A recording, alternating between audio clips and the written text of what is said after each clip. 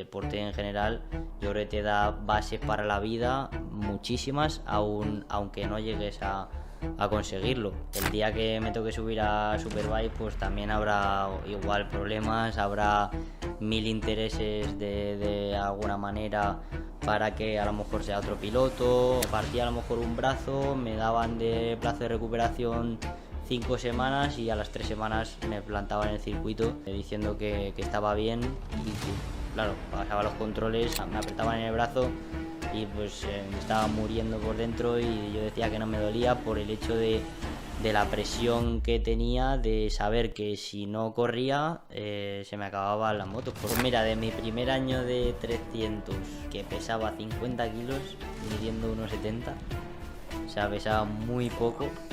Vale, entonces si ganas, Ducati oficial, ya nos la ha colado. Hoy estamos con Adrián Huertas, campeón del mundo de Super Sport 300 y actualmente el líder del Mundial de Super Sport. Un placer tenerte aquí. Y la primera pregunta que te quiero hacer es cómo te ves este año con la Ducati y cómo ves tus probabilidades de título. Bueno, la verdad que el placer es mío que me habéis recibido y nada, la verdad que este año está empezando súper bien. Empezó un poquito más difícil en Australia, bueno, tuve un problema técnico en la primera carrera y no pude correr y por las normas de este año en la categoría, pues nada, pues al final me tocó salir bastante atrás en la parrilla y ya pues se complicó un poco el fin de semana de Australia. Pero luego, bueno, Barcelona bastante bien, mucho ritmo. En la carrera del domingo, por circunstancias tal, pues hice un error y nada. Ya veíamos un poco más con vista de recuperar puntos a largo plazo y tal, pero en Asen se dio un fin de semana perfecto y pues ahora vamos líderes, así que nada, muy bien y sobre todo con muchas ganas de seguir aumentando la ventaja. Vale, en Asia fue una carrera así un poco de neumáticos. ¿Dónde viste tú la clave? Porque claro, se secaba muy rápido, pero también hay gente que no quiso entrar a poner los de agua. ¿Cómo viste un poco? Porque claro, en esas carreras realmente son las que se pueden sacar muchos puntos. Sí, bueno, la verdad que justo la del sábado fue totalmente lo opuesto a la del domingo. La pista estaba bastante mojada y nada, decidí salir con los slicks porque el circuito se secaba bastante rápido y las primeras vueltas fueron un caos porque llegabas con un neumático slick a una zona que estaba completamente mojada. Entonces, bueno, al principio yo no lo pasé muy bien, no son las condiciones que más me gustan y nada, con mucha calma. Luego se fue haciendo carril y sí que es verdad que con el carril pues iba muy rápido porque ya iba muy rápido en ese circuito en seco y pues me costaba muy poco mantener la línea y nada, pues en base a la carrera que yo hice el sábado, yo creo que todo el mundo el domingo pues optó totalmente por lo contrario, porque habían visto que el asfalto se secaba súper rápido. Nosotros, en base a lo que me había dicho el equipo, la estrategia que teníamos que seguir era mantenernos en pista, pero yo vi que empezaba a caer un montón de agua y ahí pues dije, aquí hay poco que hacer, me paro y ya veremos qué pasa y al final me paré y fue la opción buena. Así que nada, dos carrerones. Vale, y, me gustaría que comentaras las diferencias, porque tú has cogido la Kawa 600 y la Ducati, en este caso. Sí que es verdad que no era un equipo oficial el de Kawa, ahora el Ducati sí, pero ¿qué diferencias de moto, bueno, y de equipo también? Bueno, la verdad que de moto pues hay diferencias obvias. La cilindrada de la Ducati es mayor y, bueno, el par que tiene es superior. Sí que es verdad que la Kawasaki pues había aspectos en nivel a paso por curva que aún no he llegado a encontrar con la Ducati, pero bueno, en una balanza pues está claro que el año pasado no conseguí hacer cosas que este año estoy haciendo. Entonces, mucho más contento con la Ducati que con la Kawasaki. Y luego, pues, al final, si no se pudiera ganar con las dos, pues no sería una categoría posible, porque, bueno, creo que se puede ganar también con la Kawasaki. Sí que es verdad que a nivel equipo, como comentabas, pues también el año pasado estaba en un equipo semioficial que los apoyos eran muy limitados y este año pues tiene un equipo oficial que es otro nivel, es un sueño y es el equipo que soñaba desde que entré en 300 en 2020, pues en algún día estar. Así que nada, súper bien. ¿Cuáles crees que son las claves para estar líder? Bueno, yo creo que al final la cabeza que tuve en Asen sobre todo, porque igual esa misma cabeza me traicionó en Barcelona y cometí un error. Entonces creo que está siendo un campeonato en el que tampoco hemos puntuado muchísimo en las primeras carreras. Creo que ha habido en juego 150 puntos y yo no sé, llevo 80 y algo me parece. Entonces, pues bueno, tampoco es una locura que podría haber habido alguien que hubiera puntuado muchísimo y haber marcado la diferencia. Pero bueno, yo creo que la clave es eso, dentro de la irregularidad y tal, pues el saber que si el domingo de Asen no se puede ganar porque pues estaba en Stralen, que es héroe local, por así decirlo, que está con máxima motivación y que sabes que está dispuesto a dar el 1000%, pues ese día pues toca hacer segundo. Vale, y volviendo un poco atrás, fuiste campeón del mundo de 300. ¿Cómo ves esa categoría? Bueno, yo creo que es una categoría que a mí personalmente me ha enseñado mucho y me ha hecho de trampolín. Sí que es verdad que bueno, a día de hoy pues la veo un poco más peligrosa porque, bueno, creo que hay muchísima gente competitiva al nivel de competitividad que hay ahora. Antes había algún piloto que destacaba un poco más, bueno, que aunque fueran carreras en grupo, sí que es verdad que siempre tiraba y los demás iban un poco más con la lengua afuera para seguir ese ritmo. Entonces, yo creo que ahora se han convertido carreras en un ritmo muy fácil, entre comillas, para la gran mayoría y que se dedican a hacer otras cosas, pues como, yo que sé, abrirse antes de la contrarrecta para pillar el rebufo de la mejor manera. Antes yo creo que pues íbamos todos más al límite y creo que esas tonterías, por así decirlo, nos hacían. Entonces, la categoría, a mí es una categoría que me salvó la carrera deportiva. Como a mí considero que a bastante gente. Pero sí que es verdad que a día de hoy pues la ves desde fuera y la sufres un poco. Yo realmente vi los primeros años de esa categoría que había mucho nivel de pilotos y tal, aunque las motos pues no corrían nada. Pero ahora veo un poco lo que dices tú. A partir de, no sé, 2020, 2021, como que ha bajado bastante, no sé si el nivel de pilotos, pero es que, por ejemplo, en Imola estaba viendo yo el otro día, ostras, aún tengo el récord de 2019. O sea, digo, ¿cómo puede ser con ahora que las motos corren más? No sé, yo creo que no sé, no se tira, lo que dices tú, está la gente buscando rebufos y yo creo que, no sé, se está convirtiendo un poco en eso, una categoría que no te aporta, digamos, nada, más que, bueno, sí, si ganas, pues puedes tener tele y tal, pero la veo un poco así. ¿Tú cómo la ves? Sí, yo creo bueno, que también hay mucha gente que a día de hoy busca pues ganar carreras, hay muchísimo outsider en el campeonato a nivel de que ganan una carrera y luego no vuelven a estar, o que en un circuito son competitivos y en 20 no.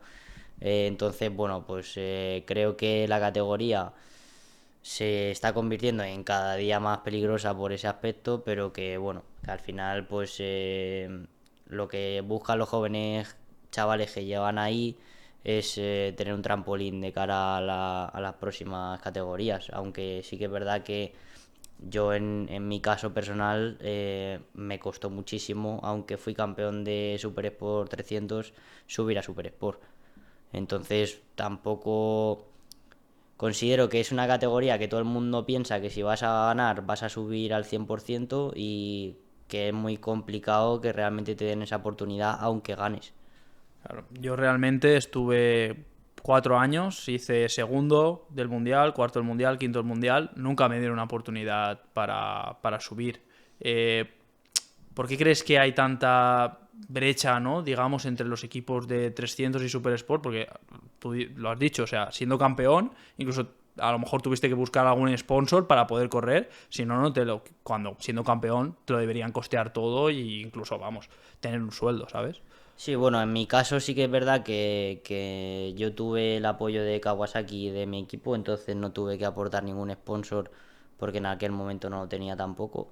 Y bueno, sí que es verdad que me dieron la oportunidad, pero sí, a lo mejor he estado 2 años pues con Kawasaki, con mi equipo que me dio la oportunidad, porque bueno, pues también creo que la mentalidad del campeonato, que ahora es de las cosas que me gustaría cambiar dentro de él, es que los que venían de Moto2, yo entré en 2022, tenía una Kawasaki muy limitada y de repente veías a cualquiera que hubiera venido de Moto2 y le daban una moto pues en el mejor equipo de tal, en el mejor equipo, o sea, todas las motos oficiales estaban prácticamente dadas, o en equipos punteros estaban dadas a personas que venían del mundial de fuera. Entonces, ahora, por ejemplo, pues estoy demostrando que un piloto formado en el Campeonato del Mundo de Super Sport 300 y de Superbikes en general, pues puede, con el mismo material que un piloto de Moto2, como puede ser Mansi, que viene del fin de Moto2, Montela, Rotter, tal, con las mismas armas realmente se puede luchar. Lo que pasa es que, claro, pues si tú subes a un piloto de Super Sport 300 y le das una moto para quedar entre los 20 primeros, pues no puedes pedirle peras al olmo. O sea, no puedes decirle que haga un top 5. Entonces, claro, pues obviamente que los pilotos de Moto2 se ven más buenos porque cuando llegas y ves los 5 o 7 primeros del Mundial de Moto2, pues claro. Entonces, ¿tú crees que existe esa brecha, digamos, entre los pilotos de Moto2 y de Super Sport, que no se le dan las mismas oportunidades a lo mejor? Sí, yo creo que es obvio. Cuando vienen del otro mundial parece que vienen con un nombre bueno, que en el mundial de Superbikes a día de hoy cuesta, porque aunque hagamos muchos años dentro de la categoría o tal, parece que siempre viene alguien del otro mundial y de primeras tiene que ser más bueno que alguien, cuando realmente los que están viniendo vienen de allí de salida. O sea que tampoco es que tengan un nivel de decir, buah, es que está ganando allí en aquel mundial. Entonces, bueno, yo creo que a día de hoy me siento orgulloso de poder estar demostrando que bueno, que los que vienen del otro lado tampoco son imbatibles y que con las mismas armas se puede luchar. Bueno, yo me alegro, tío, por ejemplo, por ti, por Manu, que son pilotos que han pasado por la 300 y han podido demostrar, ¿no? Que se puede estar delante. Vale, cambiando un poco de tema, vamos a ir un poco por tus inicios en las motos, por dónde te viene esa pasión y cuenta un poco esos años, cómo los viviste. Bueno, pues la verdad que mis inicios fueron un poco extraños porque mi padre compró unas minimotos chinas, fue un poco de rebote, a base de negocio y nada, pues se guardó una para mi hermana que en aquel momento tenía 6 años o así y nada, fue ella la que empezó, yo nada, tenía pues un añito, 2 añitos.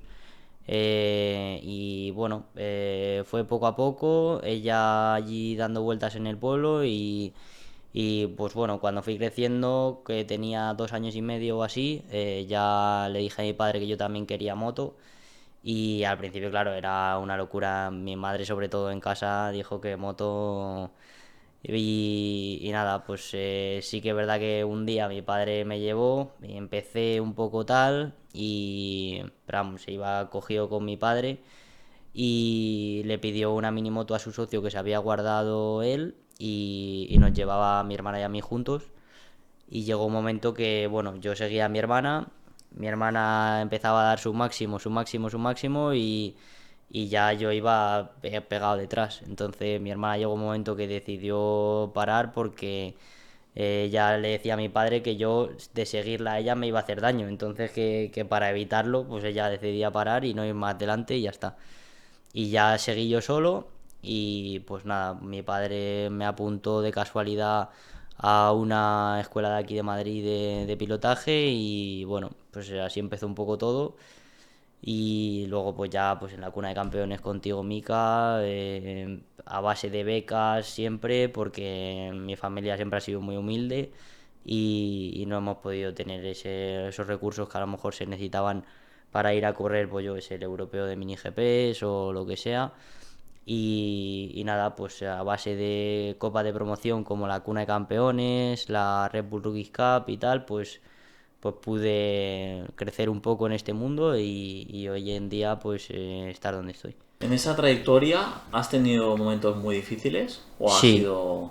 sí, la verdad que yo en mi época de la Red Bull Rookies Cup considero que, bueno, me llegó muy muy pronto. Yo fui de los pilotos más jóvenes de la Rookies y bueno, no estaba preparado. Al final sí que es verdad que bueno, no había estado tampoco en muchísimos equipos antes, entonces pues lo que te enseñan en los equipos, un poco la manera de conducir, porque a mí yo tenía un pilotaje, un talento natural, por así decirlo, que al final de haber montado en moto pues me salía, pero no había tenido tampoco un referente.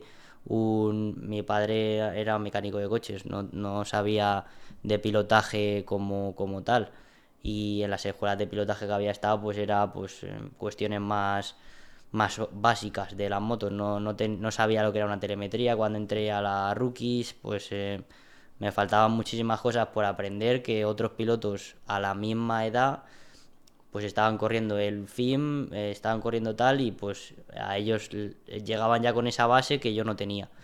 Entonces fue un año en el que pues yo no entendí eso cuando estaba ahí, no tenía la metodología de entrenamiento, porque al final mi padre trabajaba en el taller 3 semanas, solo podía entrenar los fines de semana. Había gente entrenando, claro, toda la semana, que a día de hoy es algo que yo hago porque ya tengo ese conocimiento, pero en aquel momento no lo tenía, ni conocimiento de preparación física. Entonces bueno, no estuve preparado en el momento en el que tenía que estarlo, y pues quise suplirlo todo con talento y con un poco pues esas ganas que tuve, que al final pues me jugaron una mala pasada. Tuve muchísimas lesiones y en 2 años de Red Bull Rookies Cup corrí uno. Entonces me lesioné muchísimo, me partí a lo mejor un brazo, me daban de plazo de recuperación 5 semanas y a las 3 semanas me plantaba en el circuito diciendo que estaba bien, y que, claro, pasaba los controles, a lo mejor me apretaban en el brazo y pues me estaba muriendo por dentro, y yo decía que no me dolía por el hecho de la presión que tenía de saber que si no corría se me acababan las motos, porque mis padres no tenían ese dinero para decir, bueno, pues se acaba la Rookies y el año siguiente hacemos un FIM. Entonces, bueno, fue 2 años muy difíciles y que también psicológicamente me mermaron muchísimo. Y cuando vi un poco yo iba muy por el camino de MotoGP, vi que en Moto3 se me escapaba porque la Rookies no me había salido bien. Pues bueno, me vine muy abajo y estuve a punto de dejar las motos. Ya lo hablamos en casa que no tenía sentido ninguno, y bueno, luego salió la oportunidad del Mundial de 300 por mi antiguo manager Ismael Bonilla, y nada, pues ahí tuve un poco, me volví a meter en el camino del motociclismo, y a día de hoy pues estoy súper a gusto en el Mundial de Superbikes. Claro, para un piloto así que no tiene recursos, tiene que ir siempre pues tema de becas, de cuna campeones, tirando por Red Bull Rookies, y si no lo bordas o lo haces perfecto, te pasa lo que te pasó a ti a lo mejor, que te quedas fuera, y claro, no tienes la opción de ir a un FIM y tal. Eso tú piensas no sé, que es normal, ¿sabes? Porque un piloto que has demostrado que tienes talento se hubiera podido quedar, eh, vamos, fuera del motociclismo. Sí, creo que, bueno, que normal no es, porque sobre todo con la época que te llega, yo en aquella época, claro, pues no veía un mundo fuera de las carreras de motos. Yo había tenido moto y había competido en moto desde los 5 o 6 hasta pues aquella época tenía 14. Llevaba 8 años en lo que único y exclusivamente hacía era correr en moto, Y pues claro, pues tú con 14 años sabes que tu sueño es ese, que es tu única oportunidad en la vida, por así decirlo, pues pasa por ello al 100%. Requiere muchísimo mentalmente y sobre todo creo que es una edad muy crítica y en la que te tienes que dejar de aconsejar por alguien que realmente sepa. Creo que es la época que más te marca en el motociclismo, esa de 14 a 16, que justo antes también estaba pues eso, la presión extra de tener que llegar al mundial con 16 porque si no parece que no, o sea, no, no hacían nada en el motociclismo. Entonces, bueno, pues es una época que te llega en una edad que, en mi opinión, ahora, aunque es bastante malo para algunos pilotos, que pues familias humildes igual, que antes a lo mejor se planteaban un año de fin porque ya empezaba el mundial y en el mundial es cuando ya pues un poco empiezas a no pagar y tal, pues ahora se les complica y son 2 3 años de fin por esa normativa de la edad, pero creo que también hace que vayan un poco más con calma las familias y todo el mundo en general en el motociclismo, así que bueno. Es que no me imagino lo que se tiene que sentir, vosotros lo habréis sentido, que en un momento tú llevas años trabajando, entre comillas, por luchar por un sueño y te das cuenta que ese sueño es inalcanzable. Y pues, te habrá pasado a ti también, supongo, ¿no? Que, Igual. que piensas que vas a llegar a MotoGP, sueñas con eso desde que eres pequeño y dices, ostras, no puedo llegar a MotoGP, ¿qué hago? ¿No? Ese... Claro, el problema es que tú estás todos los años y te dedicas 100% a eso, dejas de lado, pues, salir por ahí con tus amigos, los estudios no le puedes dedicar lo mismo y te plantas con que tu padre te dice, no, mira, es que para el año que viene necesitamos tantos 1000 euros. Y tú dices, ostras, esto no es lo que me han vendido a mí de pequeño, ¿no? Que es coge la moto, diviértete, tal, pero es que tú en cualquier otro deporte eres bueno, subes para arriba. Aquí en las motos, pues dependes de, no sé, de factor un poco suerte, ¿no? Sí, bueno, que ahora también sigue, o sea, me refiero, cuando tú estás, yo que sé, en Super Sport ahora, pues el día que me toque subir a Superbike, pues también habrá igual problemas, habrá mil intereses de alguna manera para que a lo mejor sea otro piloto o que justo la categoría arriba tiene las plazas más ocupadas, por así decirlo, pues no tiene hueco. Entonces, bueno, aunque en el motociclismo se ha visto que aunque lo hagan muy bien, siempre cuesta subir. Sí que es verdad que siendo campeón, pues es tu única manera de llamar a la puerta de manera pues fuerte. Pero sí, o sea, en todas las categorías siempre de ir subiendo y el sacrificio que conlleva el motociclismo, al final cuando ya es un trabajo, es un sacrificio que en cualquier trabajo lo hay. Mi padre en el taller se sacrifica 20 veces más que yo en el motociclismo, aunque yo me sacrifique muchísimo, pero no considero que el motociclismo sea el trabajo más duro una vez lo tienes. Que sí, que hay lesiones, hay tal, pero hay trabajos más duros que eso en la vida, pero bueno, que sí que es verdad que cuando estás subiendo 14, 15, 16, ves que estás dándolo todo, estás entrenando, estás trabajando día a día con la mentalidad en eso, los estudios pues los llevas como puedes, como ha dicho Mika, y luego te das cuenta que cuando tienes que dar ese paso, pues la vida se complica y en las motos más aún, y dices, pues es que todo lo que he hecho a lo mejor no ha estado sirviendo para nada.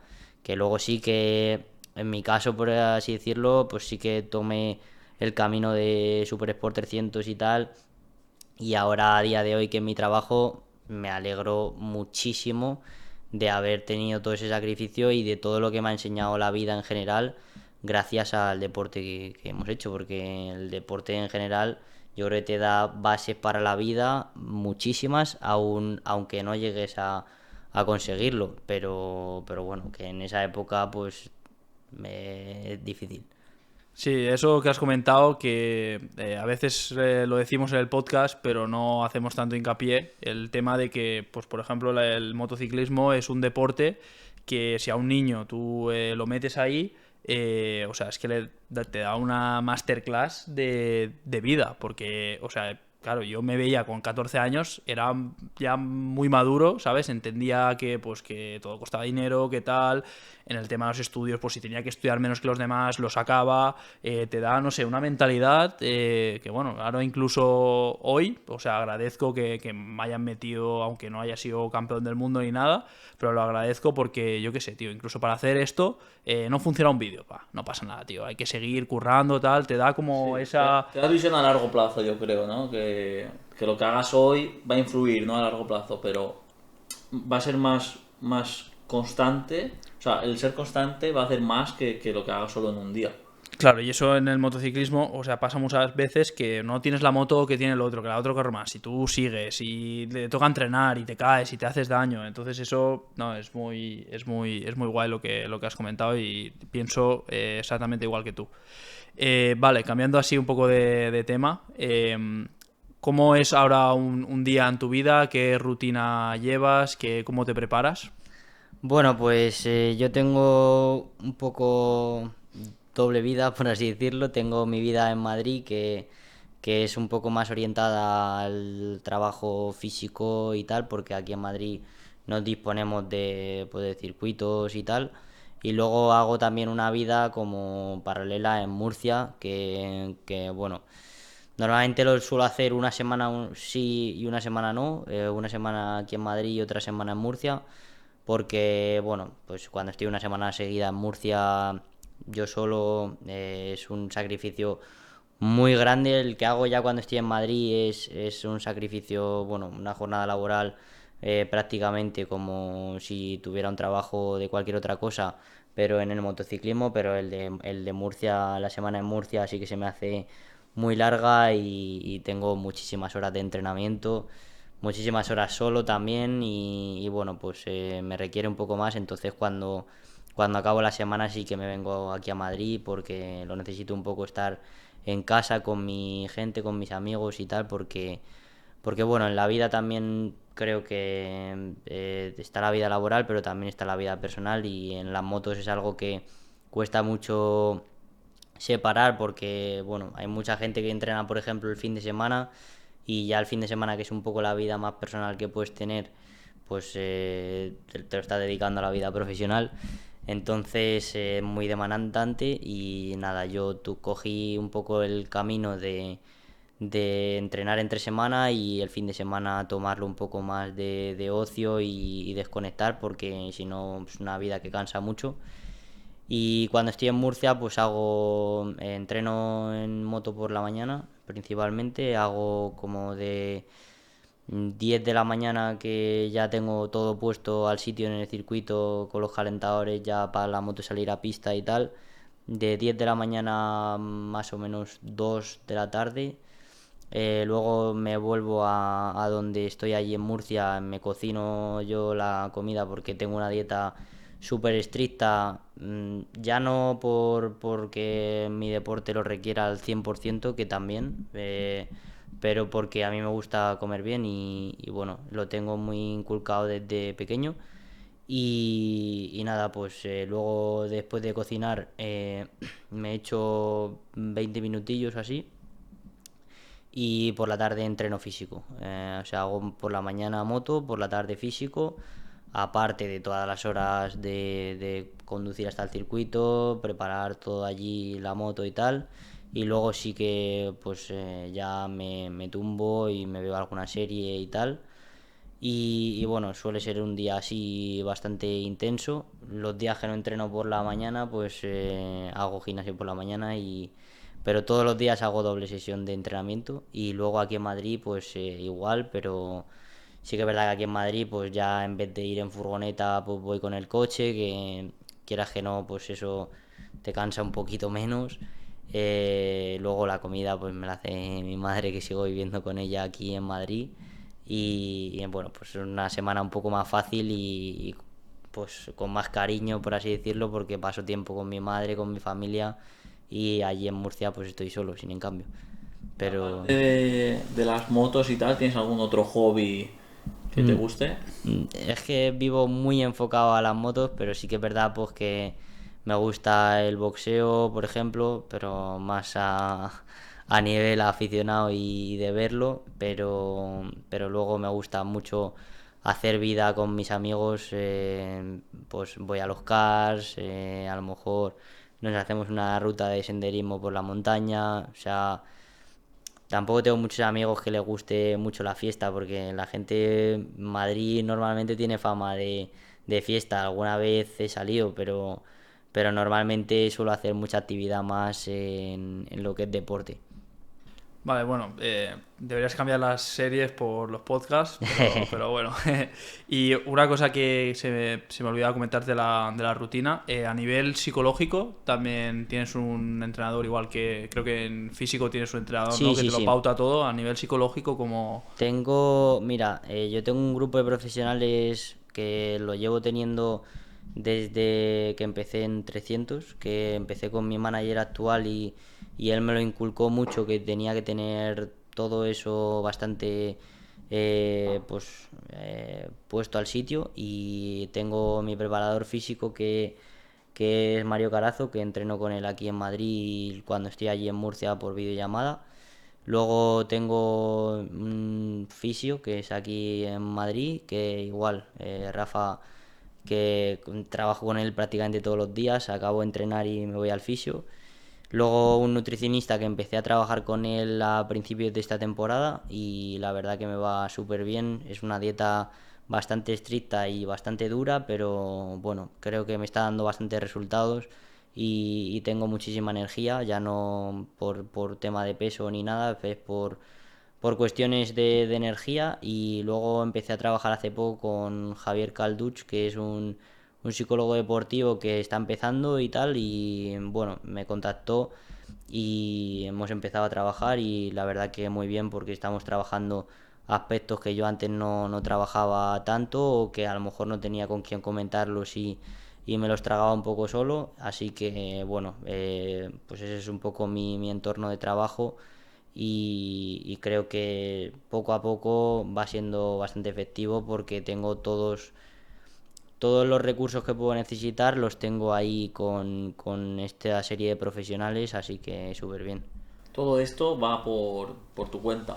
Sí, Yo creo que debería, ¿no? El equipo o cualquier equipo disponer de estos profesionales para todos los pilotos.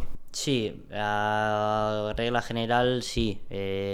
Sí que es verdad que hay cuestiones que al equipo le dan un poco más igual, porque eso ya lo sabrás tú, que al final para ellos es un poco llegar allí, que estés preparado. Por ejemplo, mi equipo, pues sí que es verdad que me ayuda con el tema de la moto para entrenar, que tengo una V2 para prepararme, pero bueno, luego es llegar de carrera a carrera, llegar allí, que tú estés preparado y que hayas llegado con el trabajo hecho. Pero bueno, sí que es verdad que no, a lo mejor no saben. Yo en mi caso sí que lo saben, porque tengo un grupo con todo el equipo y les voy comentando, pero es un poco a disposición de lo que yo quiera hacer. Hay pilotos que entrenan muchísimo moto y que lo necesitan como yo, y hay pilotos pues que a lo mejor no tocan la moto en todo el tiempo. Entonces sí que es verdad que creo que debería haber unos profesionales que tengan en cuenta, o sea, a nivel psicológico, que es algo que yo creo que todo el mundo debería de requerir, y a nivel pues sobre todo de una persona que tenga en cuenta los entrenamientos en moto que hace el piloto para el que el equipo está trabajando, porque al final creo que si tú compites en moto y no entrenas nada de moto, pues algo estás haciendo un poco mal. Entonces yo creo que debería haber una persona que tenga todo organizado y que por lo menos se dé cuenta de que los pilotos tienen que tener esa serie de necesidades cubiertas, pero luego sí que creo que cada piloto debería de tener su preparador físico, su nutricionista y tal, para... Eso es algo personal, es algo que tú lo haces para tener una mejora, y que el que lo quiera lo haga, y ahí están los resultados.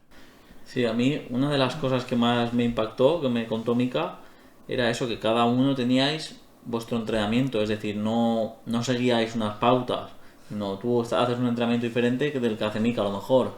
Y es lo que tú dices, a lo mejor lo ideal sería que tú entras a un equipo y te dice, tú tienes que entrenar así, así, así, porque ellos ya lo tienen mirado cómo es lo más eficiente para que te adaptes a ese equipo a lo mejor, ¿no? Eso lo hacen en todos los deportes menos en las motos, creo yo. Tú entras a cualquier equipo de fútbol y tal y está todo pautado. Aquí tú entras y es, a ver, llégame el día de la carrera y gana o estás delante y si no, espabila. Sí, pero bueno, sí que es verdad que, por ejemplo, con el tema de mi compañero de equipo, bueno, el que tenía mi moto el año pasado, pues a él le iba bien hacer de moto, a lo mejor hacía, me parece que le hizo a la moto 500 kilómetros y yo en la pretemporada solamente en el cacho que tuve la moto, porque tuve una caída y la tuve que mandar a reparar, ya llevaba 700 o así, o sea, en una pretemporada hice lo que él usó la moto en todo el año. Entonces, realmente en el motociclismo yo creo que es algo que va con el piloto y con lo que él se sienta bien, que le funciona. A lo mejor hay un piloto que tiene la creencia al 100% de que si está en su casa y simplemente tiene felicidad, y llega a la carrera y le va bien, y pilotos que, como yo, que me he vuelto muy dependiente a la moto, que si no toco la moto cada semana, pues estoy agobiado. Y de todos estos profesionales que hablas, si alguien está empezando en el mundo de las motos ya de manera profesional, ¿cuál sería el que le recomendarías a una persona? Bueno, yo creo que el tema de la preparación física es clave.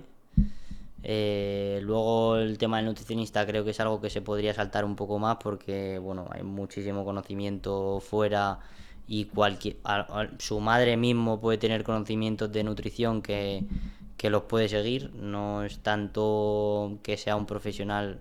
Luego sí, considero que si puedes tener todo, yo tengo todo porque a mí me va bien tenerlo todo. Pero bueno, que es algo que a lo mejor puedes priorizar un poco más. A nivel psicológico, pues si no estás mal en ese momento o lo que sea, es algo que a lo mejor sí que puedes delegar un poco, dejarlo un poco para más tarde. Y bueno, pues el fisio pues lo puedes reducir al máximo en a lo mejor una descarga al mes o lo que sea. Vale, yo te quería comentar, sé que no puedes hablar mucho de tu futuro y tal, pero ¿cuál es el objetivo que tienes tú, digamos, en tu carrera? Imagino este año, obviamente, bueno, ser el primer español, ¿no? De campeón de Super Sport, pero después, a largo plazo, ¿dónde te ves? ¿Más en Superbikes o crees que tu camino está más por el tema de saltar a Moto 2, a lo mejor intentar subir a MotoGP? Mira, yo es algo que hace, pues cuando pasé de 300 tal, sí que se me abrió un poco como el camino a volver a el otro paddock, pero bueno, creo que a día de hoy me siento súper bien en este. La gente me valora el trabajo que hago, tengo un nombre en este paddock y creo que también me gusta el hecho de, pues me motiva el hecho de demostrar que un piloto formado en este campeonato desde realmente muy abajo, pues puede ganar y demostrar que la gente se puede formar en este campeonato. Entonces mi objetivo sería pues primero ser campeón del mundo de Super Sport. Tampoco tengo prisa, o sea, me refiero, obviamente mi objetivo es ganar este año, pero que en caso de que no lo consigo este año, pues bueno, pues no sé si subiría sin ser campeón, la verdad, creo que me gustaría quedarme ser campeón y después ver qué pasa, pero bueno, espero que no sea el caso y que lo consiga rápido. Y luego sí que subir a Superbikes, porque bueno, creo que volver al paddock ahora mismo de Moto 2 sería un poco pegarme un tiro en el pie, porque también volver a ir allí, volver a tener que demostrar que merezco una moto buena, también no tener la certeza de saber si voy a llegar allí, voy a tener una moto mala, un equipo que en ese momento no esté bien y de repente pues de la noche a la mañana se acabó mi oportunidad. Entonces creo que en este paddock ya la gente conoce que soy un piloto que trabajo mucho, que bueno, que tengo un talento y que puedo subir a la categoría máxima. Entonces, bueno, me gustaría quedarme aquí. Vale, entonces si ganas, Ducati oficial, ya nos la No, no, no creo, no sé, la verdad, todavía es muy pronto en la temporada, pero bueno, obviamente en mi equipo estoy bien y por qué no seguir en Ducati. Vale, y estuvimos hace poco con David Salvador y nos comentó que estuvisteis ahí un año pegándonos con Pedro ahí en Premoto 3, creo. Eh, ¿Cómo lo ves tú ahora en MotoGP y por qué crees que ha sido ese éxito que ha tenido? ¿Tú crees que ya desde pequeño veías que tenía un poco más? ¿O crees que estaba muy parejo a vosotros y por causas de tal él sí que ha podido estar en Moto 3 en un equipo bueno y ha podido subir a MotoGP? Bueno, considero que él siempre ha tenido un talento especial. Justo en aquella época que hemos comentado que a mí a lo mejor me faltó más un referente, él tuvo a Paco Mármol, bueno, pues Paco hacía por Pedro barbaridades, se iba por él a buscarlo a su casa, lo llevaba a entrenar todos los días.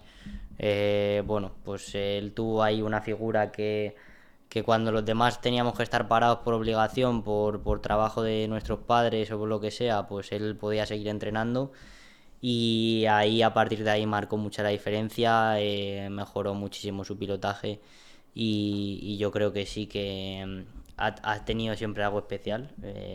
Yo se lo he dicho a mucha gente y creo que no se lo he visto a nadie que no haya sido él y bueno, pues justo estuvo en el momento adecuado, en el punto de preparación adecuado pues ha marcado la diferencia, ha llegado a MotoGP súper joven y en MotoGP pues ahora está dando destellos, pero lo que le queda por demostrar es increíble. Entonces, bueno, creo que es un talento que el motociclismo necesitaba, porque tampoco había nadie marcando la diferencia como considero que la va a marcar él dentro de poco.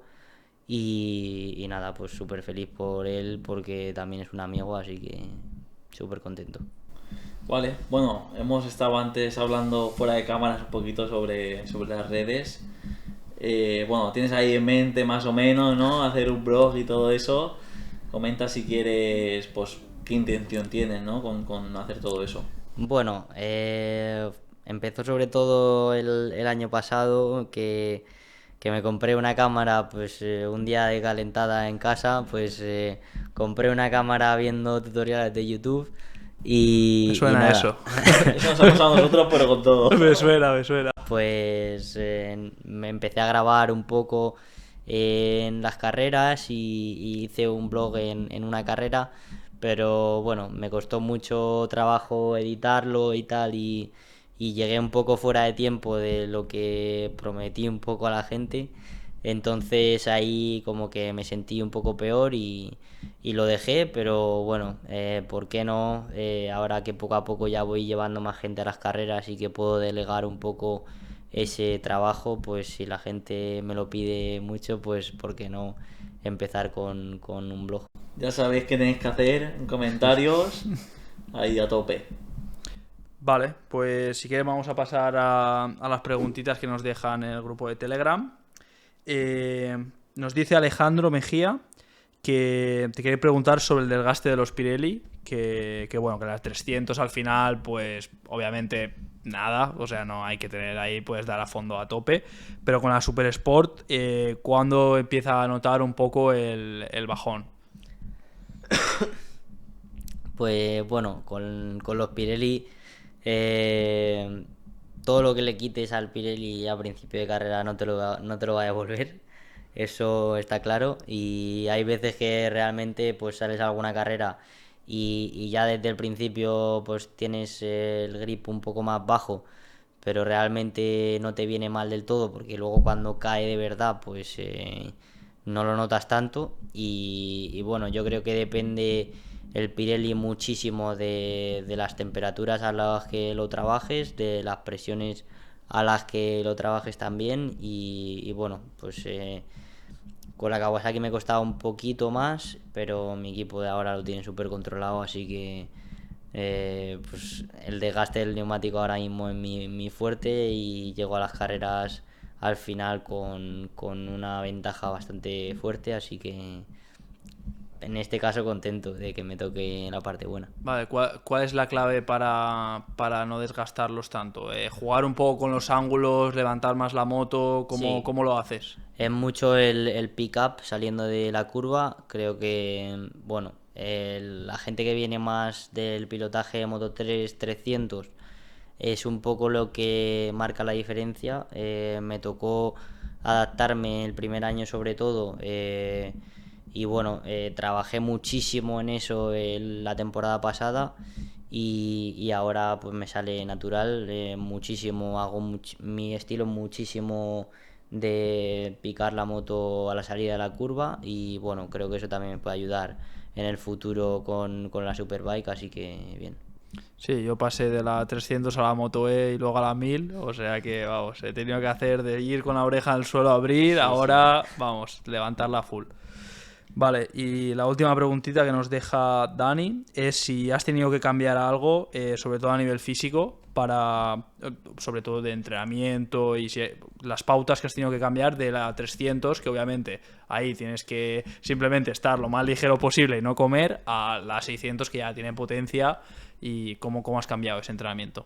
Pues mira, de mi primer año de 300, que pesaba 50 kilos, midiendo 1,70, o sea, pesaba muy poco. De hecho, me tuvieron que lastrar en 300. Ahora que peso 66 kilos, 66... Tendría que subir un poquito más, pero estoy bien en 66. Pues eso, van 16 kilos midiendo lo mismo. Entonces, el último año de 300 ya había subido a 55.